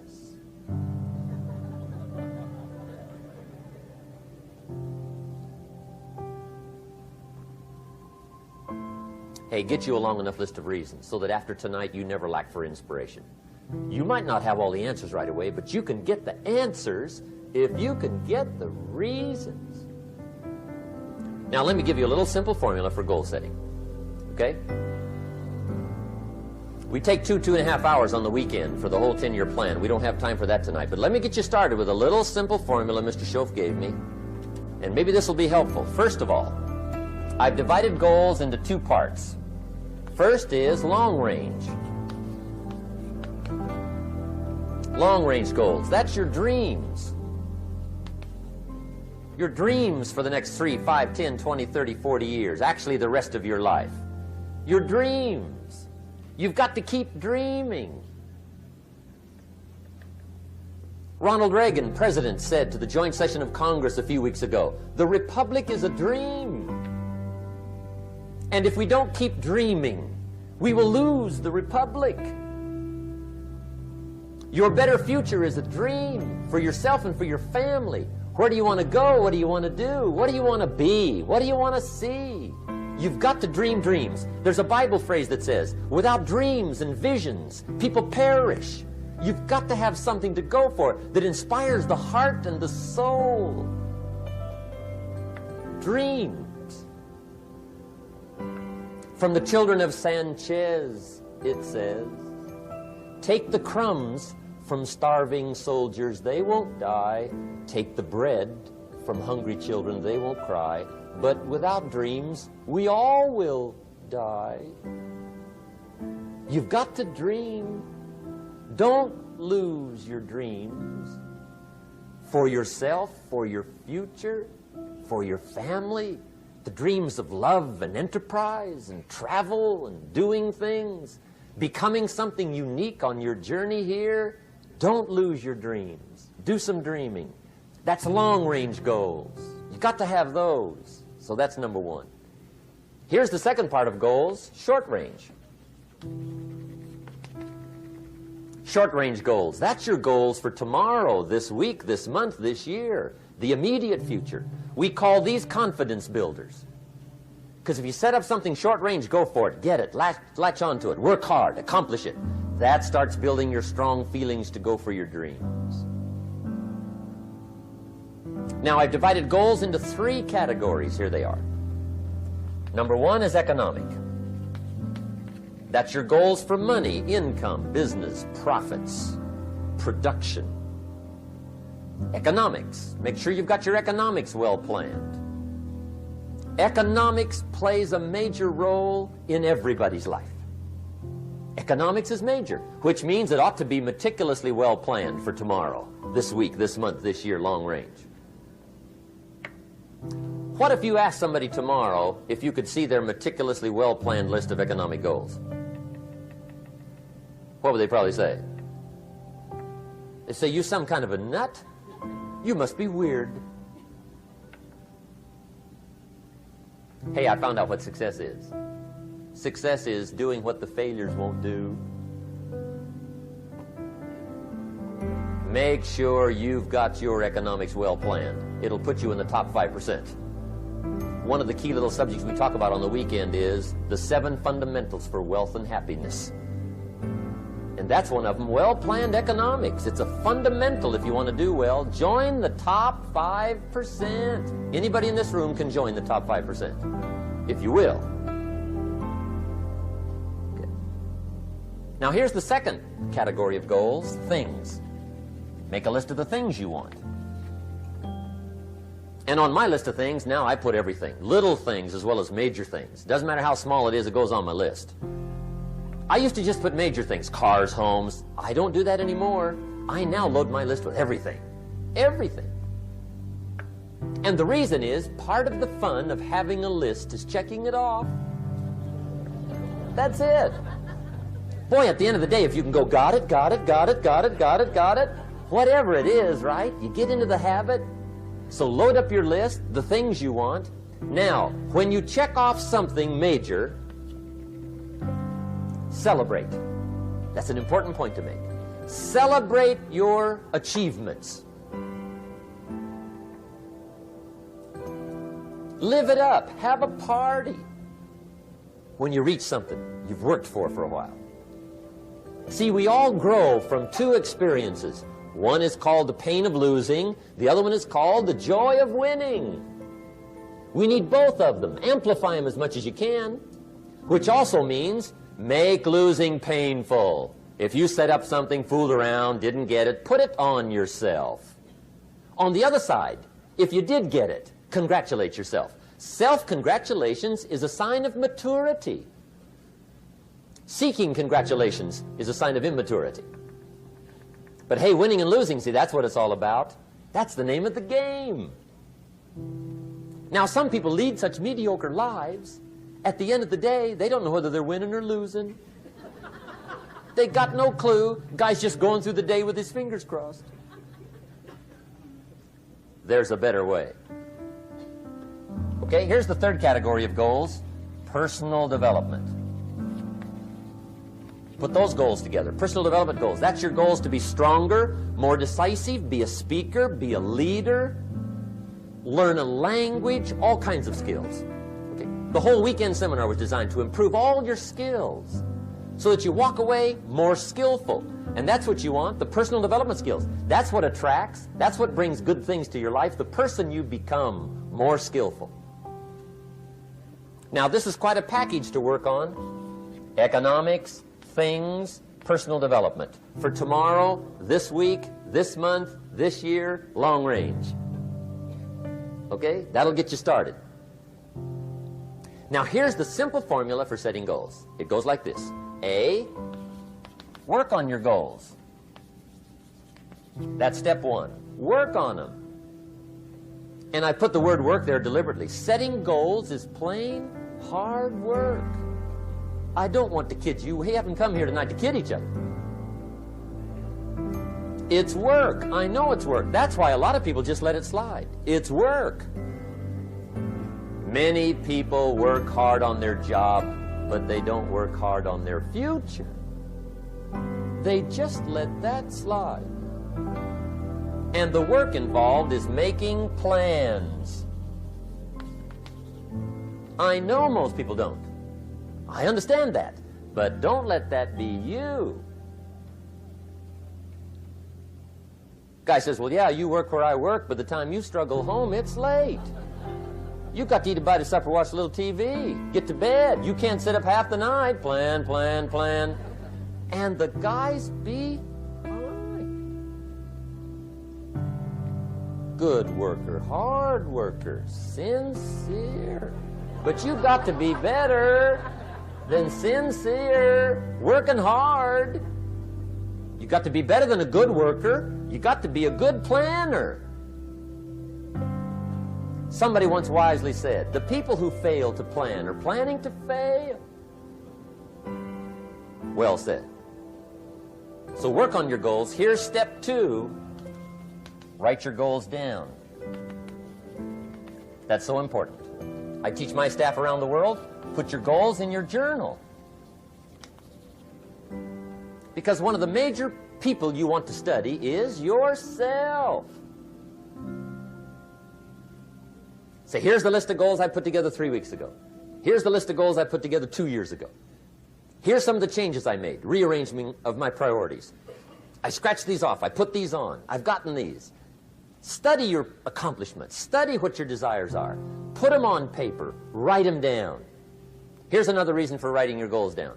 It shows you're serious about doing better. And to do better, you got to get serious. You don't have to be grim, but you must be serious. Everybody hopes things will get better. Everybody hopes. Poor people hope. That ought to tell you something. It means the future does not get better by hope. It gets better by plan. I used to have the affliction called passive hope. It's an affliction. It's bad. Probably what's even worse than that is happy hope. Now that is really bad. That's bad. Happy hope. The guy's 50 and he's broke and he's still smiling. See, that's not good. So get serious about your goals. Put them on paper. Write them down. There's all kinds. His goals, her goals, their goals. Business goals, financial independence goals, family goals. I mean, there's so many things to work on this that if you don't get busy and work on it, sure enough, the time will pass. And sure enough, 5 years from now, you'll wind up where you don't want to be, wearing what you don't want to wear, driving what you don't want to drive, being what you don't want to be. Now's the time to fix it. Now, here's the third step to your goals. Check the size of your goals and the kinds of goals. How big they are, what kind they are, affects you. And here's one of the important phrases of the evening. Your goals are affecting you, whatever they are. Your goals affect your handshake. Your goals affect your attitude, personality. Your goals affect the way you walk, the way you talk, the way you dress. All day long, we're being affected by our goals. Now, some people have goals, but they have such lousy goals. The effect is bad. I asked a guy one time, what are your goals for this month? The guy said, look, if I could just scrape up enough money to pay these lousy bills. That was his goal. I'm not saying it isn't a goal. It's a goal, but it's such a lousy goal, the effect is bad. You don't jump out of bed on Monday morning and say, oh boy, another chance to go out and scrape up the money to pay my lousy bills. See, you don't do that. Usually you say, oh, not another Monday.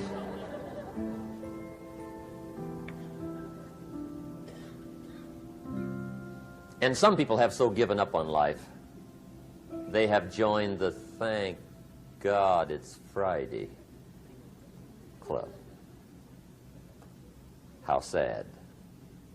Surely those are the same people, when life is over for them, will say, thank God it's over.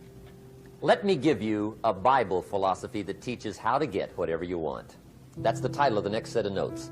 How to get whatever you want. From the Bible.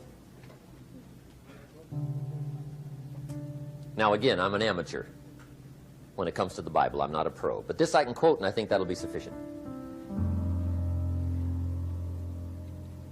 How to get whatever you want. Here's what it says if you're ready. It says, ask,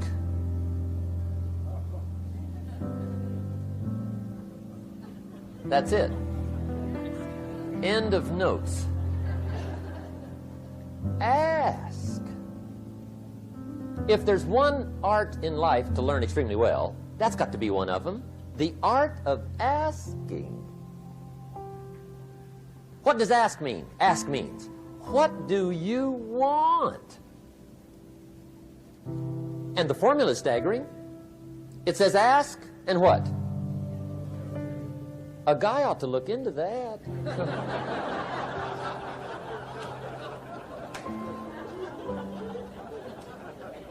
He says, yeah, but you work where I work. By the time you struggle home, it's late. You got to eat a bite of supper, watch a little TV, get to bed. You can't sit up half the night, ask. And the guys be... See, you've got to be better than a good worker. You've got to be a good asker. Now, let me give you 3 key points on asking and receiving. This can do it. Number 1, asking is the beginning of receiving. Asking starts a unique process, mental and emotional. I don't even know how it works. All I know is it works. It's like pushing a button and all this machinery starts working. I don't know how. It just works. There's a lot of things you don't need to know how. Just work them. Some people are always studying the roots. Others are picking the fruit. I mean, it depends on what end of it you want in on. Asking is the beginning of receiving, so start the process. Here's number 2. Receiving is not the problem. Receiving is automatic. Now, if that's true, receiving is not the problem, what's the problem? Failure to ask might be one of your major problems. I don't know. Check it out. The guy says, oh, now I see it. I got up last year and hit it every day, but there's not a scrap of paper with my goals. Good worker, poor asker. So you got to change that. Here's number 3. Receiving is like the ocean. There's plenty, especially in California. It's like an ocean here.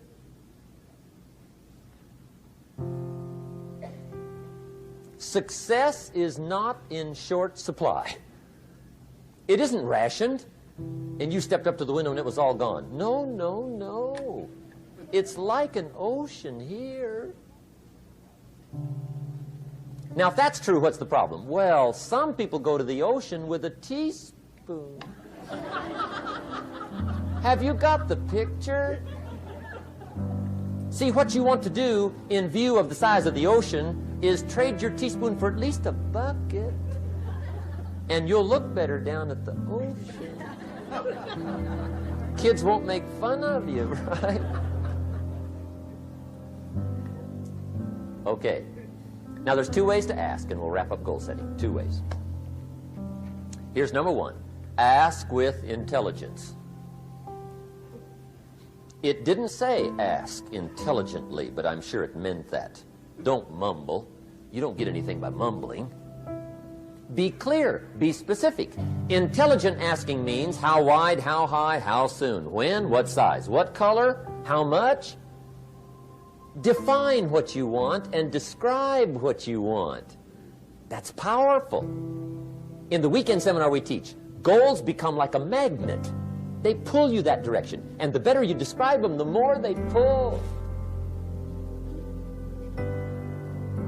So ask intelligently. Here's number 2. Ask with faith. That's the childish part of the equation. Believe you can get what you want like a child.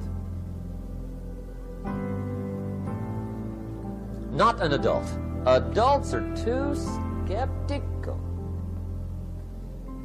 So the formula really reads, make plans like an adult and believe in them like a child. And the most incredible things will happen. Just try it for 90 days. Just try it. You can always go back to the old ways. Just try it, just 90 days, 90 days. Now here's the last qualifying phrase on goal setting, as we promised to qualify everything. And it simply goes like this. Remember, you won't get everything you want. And we've already studied the reason for that. Simply, sometimes it hails on your crop and rains on your parade. It's that kind of planet. So you won't get everything you want, but if you will work this goal-setting formula, you can get plenty for wealth and happiness. Okay, that's goal setting. We use it around the world. We recommend it. Now, maybe it won't work as well for you as it has for me. I don't know. Maybe not. But what if it did? You got to try. Okay. Here's the last subject, the day that turns your life around. Let me just quickly give you a list of 4 emotions that can change your life in one day. Emotions are powerful. Sometimes it doesn't take much to alter your whole life direction.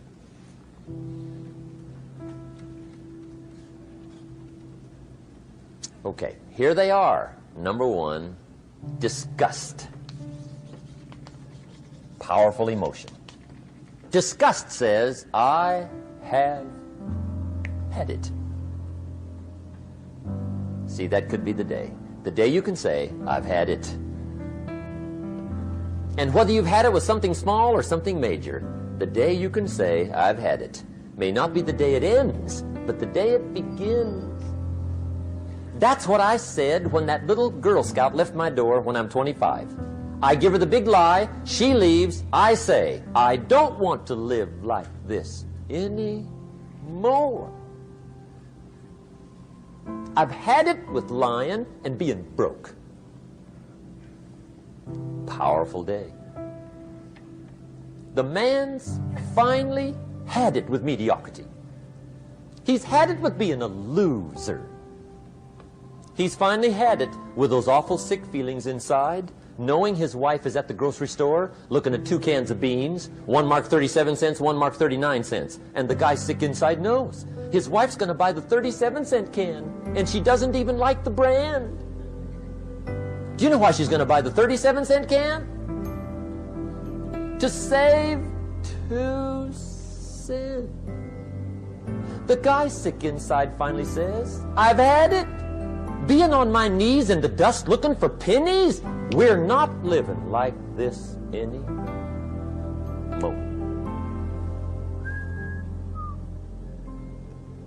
Could be the day that turns your life around. The day you can say, I've had it. He walks into his closet and rips everything in it to shreds and says, I've worn this embarrassing stuff for the last time. And not only will I never wear it again, no one else will ever wear it again. Commit an act that says, I've had it. Powerful. Here's the next one, decision. And decision making is powerful. And it's emotional. That's those knots in the pit of your stomach, right? Waking up in the middle of the night in a cold sweat, trying to decide. We sometimes call it inner civil war. What shall I do?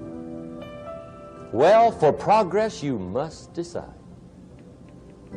The best advice I can give you came from a wealthy friend of mine who said, if it's easy, do it easy. If it's hard, do it hard. Just get it done.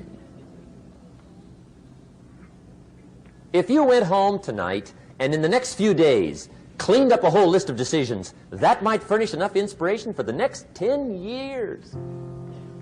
I found this out many times after you've decided. Getting on with it is easier than deciding. Sometimes decision is the toughest part. Here's the next emotion, desire, wanting to bad enough. And I don't know how to tell you to want to. That's something you've got to come up with. There's 2 things I know about desire. Number 1, it comes from inside, not outside. You don't send off for it. Number 2, I know desire can be triggered by something. Who knows what it might be? Sometimes desire waits and sleeps for something to happen. Maybe it's a book, maybe it's a song, maybe it's a sermon, maybe it's a lecture, a seminar, maybe it's the conversation of a friend, a happening, an event. Who knows? The best advice I can give you is what I give my staff. It goes like this: welcome every human experience. You never know which one is going to turn it all on. Even the bad experiences. Sometimes from the bitterest experience comes the greatest awakening. So let down the barriers, take down the walls. The same wall that keeps out disappointment keeps out happiness. Let life touch you. Don't let it kill you, but let it touch you. Here's the last one. This one's powerful. Resolve. Resolve says, I will. Two of the most powerful words in the language. I will. Benjamin Disraeli once said, nothing can resist a human will that will stake even its existence on the extent of its purpose. Shortly put, I'll do it or die. See, that's powerful. That could be the day that turns your life around. The world has a strange way of stepping aside when somebody says, I'll do it or die. The man says, I will climb the mountain. They've told me it's too high, it's too far, it's too rocky, it's too difficult, it's never been done before, but it's my mountain, I will climb it. Pretty soon you'll see me waving from the top. Or dead on the side, because I ain't coming back.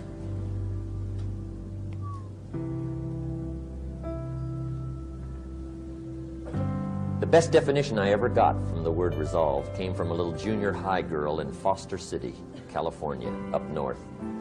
I'm talking to the junior high kids one day. I love to ask kids definitions. They come up with beauties. I got to the word resolve and I asked, who can tell me what resolve means? And I got several hands, and they were all pretty good, but the last one was the best. Little girl, about 3 rows back, held up her hand. She said, Mr. Rohn, I think I know what resolve means. I said, darling, what do you think it means? She said, I think it means promising yourself you will never give up. I said, that's it. Webster, stand aside. That is the definition. Promise yourself you will never give up. I asked the kids, how long should a baby try to learn how to walk? How long? How long would you give your average baby before you shut him off? How long? See, any mother in the world would say, you're crazy. My baby's going to keep trying until it learns how to walk. What a magic formula. Now let me show you what triggers all emotions into activity that brings results. And results is the name of the game. Here it is. Action. Finally, you must do something about how you feel. Jesus, the master teacher, said, don't just be listeners, be doers. The world admires the doers. Whatever it takes to get you to try harder, read more, set your goals, and go for it. Here's the next attitude disease. Over-caution. Some people never will have much. They're too cautious. Now, you can also be too reckless, but you can also be too cautious. This is called the timid approach to life. And my caution was always the risk. Risk used to drive me right up the wall. I used to say, what if this happens? It's called the language of the poor. What if this happens? And on top of that, if this was to happen, look at the fix I'd be in. I better not try. I could always ace myself out. Then I'll tell you what changed my whole life when I finally discovered it's all risky. The minute you were born, it got risky. If you think trying is risky, wait till they hand you the bill for not trying. If you think investing is risky, wait till you get the tab for not investing. See, it's all risky. Getting married is risky. Having children is risky. Going into business is risky. Investing your money is risky. It's all risky. I'll tell you how risky life is. You're not going to get out alive. That's risky. The Englishman says, well, if that's the way it's going to work out, let's give it a go. Right, that's what it's for. Give it a go. Somebody says, yeah, but I'm looking for safety and security. Fine, then huddle in a corner. We'll cover you with a sheet, bring you 3 meals a day. And we'll protect you, feed you, look after you, care for you. We won't let anything happen to you. And you'll probably live to be 100. The guy said, well, yeah, I'd live to be 100. But what a way to live. Right. What a way to live, safe and secure. Don't ask for security. Ask for adventure. Better to live 30 years full of adventure than 100 years safe in the corner. And see, it's not important how long you live. What's important is how you live. Here's the next attitude disease. We're almost through with this motley list. In fact, we're almost through. Hang on. The next one is pessimism.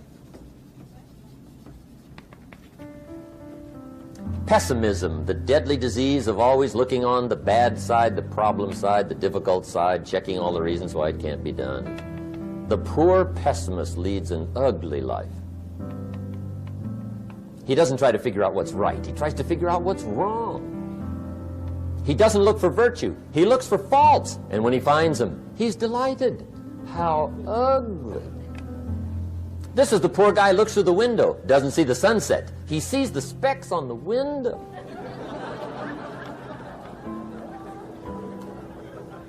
And this is the poor guy, right, who rushes up, takes such leave of his senses. This guy rushes up and he says, I've got 5 good reasons why it won't work. He's so dumb he doesn't know all he needs 1. He's got 5.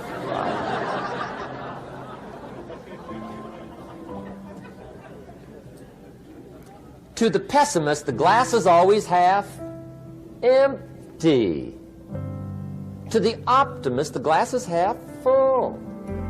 Why would the same measure affect people 2 different ways? Answer, it all depends on how you look at it. Our lives are mostly affected by the way we think things are, not the way they are. The way we think they are affects us most. There's a subject we don't have time to get into tonight called better thinking habits. One of the major things Shove taught me when I met him, he said, poor thinking habits keeps most people poor. Not poor working habits. Most people work hard, but they don't think hard. And Shove taught me that the mind is like a factory, a mental factory. And whatever you think about all day long pours ingredients into this mental factory. And that's what builds the economic, social, financial fabric of your life. He quoted me a Bible phrase that says, as you think, so you become. How awesome. When he talked about poor thinking habits, he had me. I used to start the day reading the morning newspaper. I mean, you can believe that or not. I'd get a cup of coffee and read the paper. I'd load up on wars and riots and murders and stabbings and killings and bank robberies and muggings and car wrecks and tragedies. I'd even read the back pages. I seem to like that stuff for some weird reason. I'd load up on all that, and then I'd start the day. You can imagine the kind of days I used to have. You walk around on your financial knees. They call you economic peewee.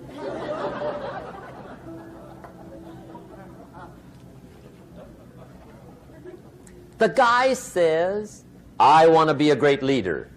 Wonderful. The first thing we do is follow him to his house. When we get there, we walk in and check his library, number 1. Somebody says, well, why check his library?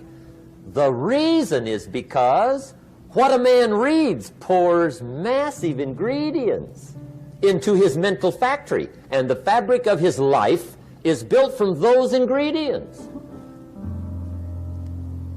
You would not believe what some people have got in their house to read. You would not believe. One of the best dressed up words I know for a lot of it is trash. Can you imagine dumping a barrel of trash into this mental factory every day and coming out with a rich, dynamic, positive life? It can't be done. You might as well try making a cake with cement. The kids back in Danbury, Connecticut, high school, they're asking me questions one day. I'm talking to the kids. Kids got good questions these days. One of them said to me, Mr. Rohn, how do you build the good life? I said, it's simple. It's not easy, but it's simple. Here's how you build anything. Select the right ingredients, keep out the wrong ingredients, and it starts with thought. Everything starts with thought. So you must be wise and careful what you think about, because that starts everything. You got to be wise and careful. I asked the kids, what would happen if somebody dropped sugar in my coffee? They said, well, you'd be okay. I said, what if somebody dropped strychnine in my coffee? They said, well, you'd be dead. I said, correct. Lesson 1. Life is both sugar and strychnine. You gotta be careful. I said, what if my worst enemy drops in the sugar?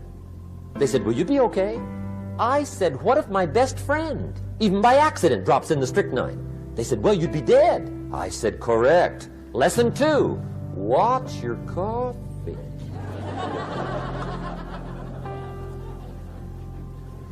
You got to be careful. See, it doesn't matter who hands you the bad stuff. It doesn't matter where you get the bad stuff. It'll still do its damage on your bank account, wherever you get it. Mr. Schoaf gave me one of the greatest phrases when I first met him, when he said, Jim, every day stand guard at the door of your mind. How important. Stand guard at the door of your mind. And you decide what goes into your mental factory. Don't let anybody just dump anything they want to in your mental factory, because you've got to live with the results. Okay, here's the last disease, and we're through with this list. In fact, we're almost through. Hang on. The last subject is very brief. The last disease, but this one is deadly. Engage in this one, indulge in it even slightly, and you might as well forget the future, because it's going to forget you. Complaining, crying, whining, griping, a Bible word called murmuring. See, that'll ace your future. Spend 5 minutes complaining, and you have wasted 5. And you may have begun what's known as economic cancer of the bone.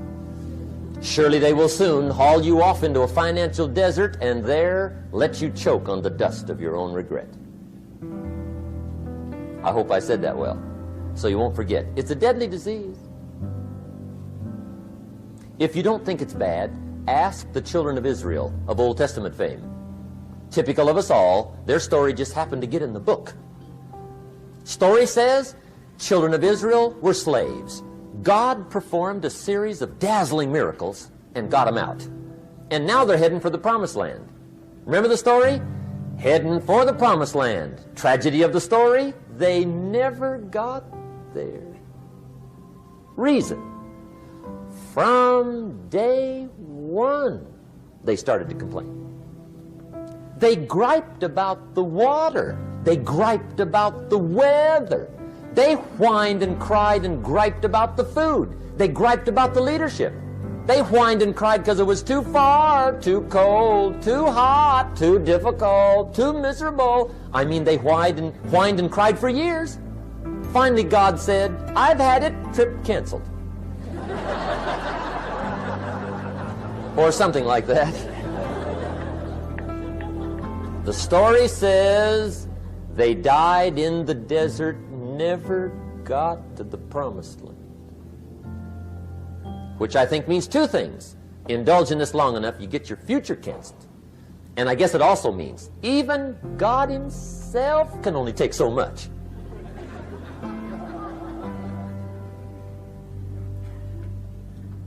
Okay. Just be on the lookout of the things that can destroy all the good you start. The war is on.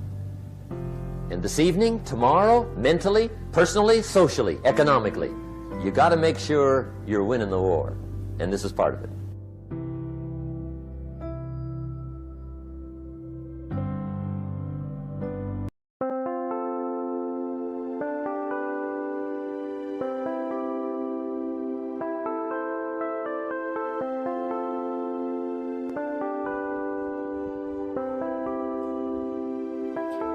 được quên khi cơn mưa đêm lại về.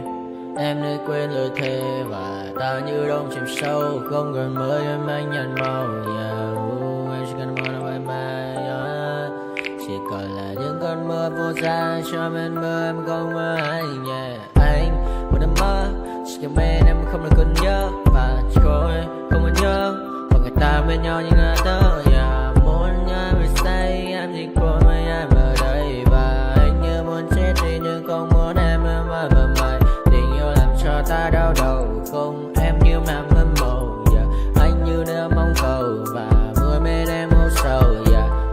Chắc có mai mai mà mơ chỉ có bên em nhưng là khó mơ. Em mà đang dài em muốn bên ai anh không mong gì hơn, chỉ mong em sẽ ở đây ôm anh thật gần. Anh chỉ mong đôi ta được có nhau mà đừng em đâu anh có em. Một đêm bên anh có em ta sẽ trao nhau môi hôn thật sâu, ôm anh cứ nữa mà ngâu và em chỉ lần đâu. Anh không muốn em ở đâu đâu, một cơn lạnh thứ anh không mơ cầu. Mà không đôi anh mà bên anh chỉ là my friend. Em quên đi bao lời hứa, quên đi cả những ngày xưa. Anh như là muốn nhớ em cứ một chưa. Mà đừng ở đêm ở đêm anh nhìn một đôi mà kem không như là ba trên thêm cho em nhiều hơn như là game. Chỉ cần là mưa thôi, em chỉ cần là mưa thôi, còn ai sẽ là nắng rồi. Em chỉ cần là mưa thôi, cho anh được êm trôi, cho anh được ôm em kia trời nắng và ôm em kia trời mưa. Và có anh có mặt trời em như là cuộc đời có được nhau là gặp thời không cần mưa để mần lời. Anh muốn em mau về đây để cơn mưa ngừng trôi. Anh muốn em là cuộc đời trong mơ mời. Bao còn bao nhiêu sự trên đời anh chỉ mong muốn có em bên người. Một đêm mơ mai chỉ cần mơ say em nên làm con tim u sầu, đừng làm con tim để đau đầu. Yêu em chẳng em mà mong cầu, chỉ muốn có em ở trong đầu. Anh không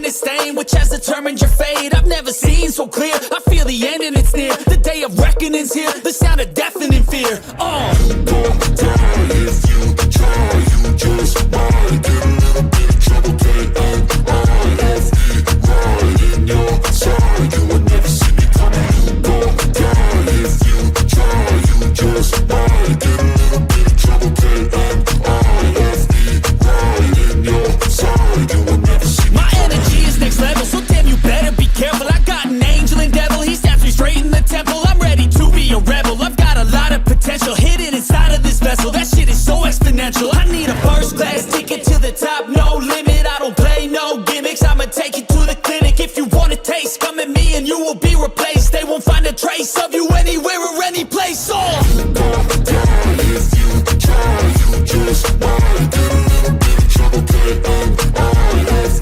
right in your side, you will never see me coming. You don't die if you try, you just might get a little bit of trouble, K-N-I-F-E, right in your side, you will never see me coming.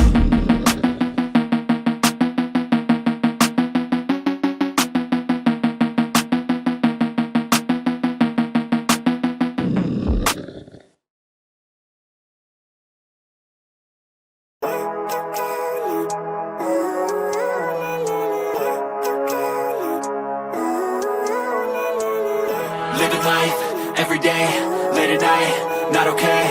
All I want, and I pray, all I need are some better days. Fuck me, I'm looking in the mirror, so foggy, but I've never seen clearer. I don't really think anyone can save me, and honestly I'm not really sure I want saving. I like to be my own worst enemy. There's no risk if you don't try at anything, so I'ma just keep buying everything. See you in the next life, have to be a better me. I don't think that my head's on straight, gotta flip it and grip it and go and get an x-ray. What's wrong with me? I just feel weight pushing on my chest and it squeezes till I suffocate. Better change my mindset, meditate. It's pretty cool that I'm alive and have better days. I could walk, see, hear, I should celebrate. Think I could change my mind, maybe elevate. Living life, every day, late at night, not okay. All I want, and I pray, all I need are some better days. Yeah, all I need are some better days. Cause all I want, and I pray, I believe in the better days. I'm kinda stuck between a rock and a hard place. Do I work hard or live at my pace? You're only young once, yeah that's all great, but I also want a future where I'm okay. Living life is doing lots of cocaine. Wait no, it's living with no shame. Wait no, it's sleeping in on Sundays. I guess it's different for each of us and that's okay. Well I just wanna be happy, how to get there? Glad that you asked me. I think it's different for everyone. Some of us need work, others need fun. Some of us need purpose to overcome. But try to do what you love when it's said and done. Cause there's so many differences in each of us. Trust your gut, it can show you what you want. Living life, every day, late at night, not okay. All I want, and I pray, all I need are some better days. Yeah, all I need are some better days. Cause all I want, and I pray, I believe in the better days. Living life, every day, late at night, not okay. All I want, and I pray, all I need are some better days. Yeah, all I need are some better days. Cause all I want, and I pray, I believe in the better days.